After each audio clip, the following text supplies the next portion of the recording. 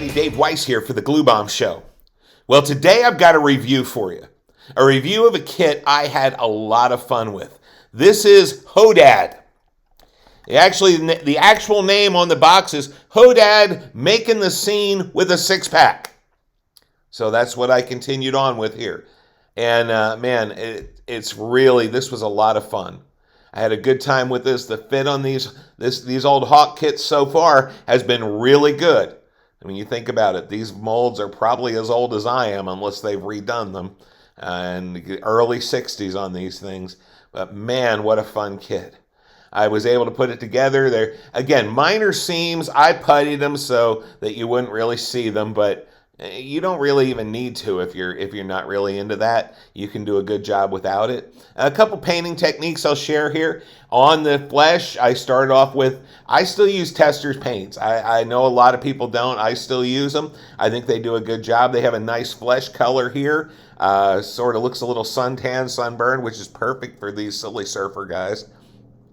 And what I do is after I finish painting them, I will put an acrylic burnt sienna wash, burnt sienna wash over the skin. And of course that accentuates all the little cracks and crevices between the fingers and things like that.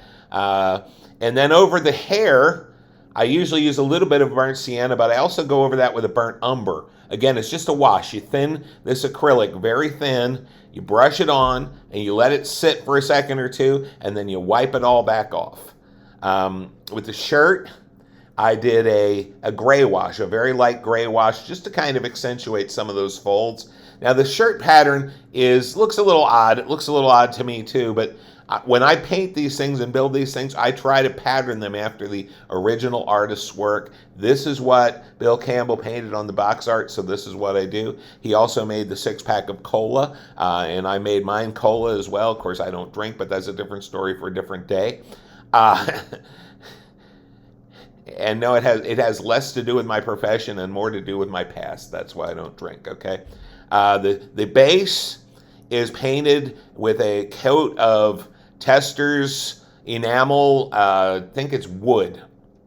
It's either wood or light desert tan. I don't remember exactly. But after I put that on, I take some yellow acrylic, just regular primary color yellow acrylic, and I start stippling it on there with a stiff brush, probably about a 1/4-inch brush or so. Just start stippling it on to give that sand texture. And then while that's still kind of damp, I'll take some white and put that in as well. The white will blend in with the yellow, and at some places and other places it'll be a little brighter. It gives you that whole mottled, M-O-T-T-L-E-D sand effect. You see he's got a clam sitting behind him. If you look on the back of the base, there's also a crab and a starfish. And of course, we've got Mr. Pelican sitting over here. I thought about Mr. Pelican decorating the pole here a little bit, and I thought, nah, I don't need to do that. Might be a little gross. So anyway, this guy is finished. It was a really fun build, a fun kit. If you pick this one up, I'm sure you'll enjoy it, especially if you love building characters like I do. About the only other thing I would say is watch this six-pack, okay? The instructions tell you to glue the hand on, glue the six-pack on the hand before gluing the hand on. And I thought, well, that's just going to add weight to the hand, maybe even pull the hand off the arm while the glue's drying.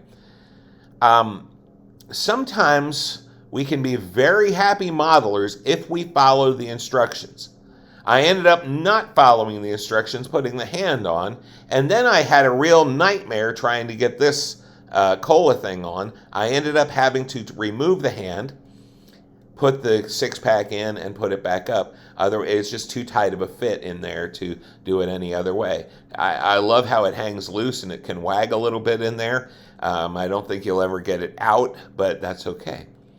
I also painted I usually try to paint these exactly as the box art is. The box art went a little browner with this, but all I could remember was when my dad smoked cigars, they were always a little green. And after he smoked them, I was a little green, okay? Dry brush a little bit of orange and white here on the end of the ashes just to make it look a little more like it's on fire. And overall, again, burnt sienna washes on the flesh. On the hair, it was a burnt umber. And again, this is all acrylic. Thin it down, wash it on, paint it on, and then wipe it off pretty quickly afterwards with a paper towel. And on the shirt, I used a gray just to kind of accentuate those folds and everything. Really a good kit. Really a lot of fun. If you like building stuff like this, pick this one up. It's great. You can still find them on eBay, really reasonably priced. So have at it. I think my next build is going to be, I'm debating right now. In one of my last videos, I said that my next build was going to be my B-17.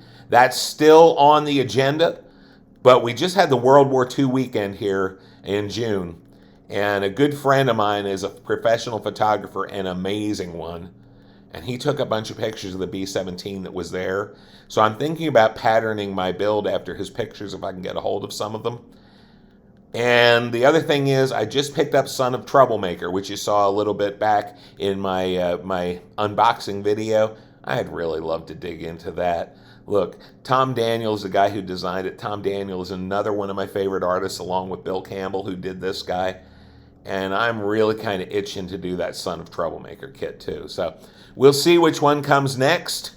Again, I'm starting to run these a little bit out of order at times, so Son of Troublemaker may have already been built when you watch this video. We'll see.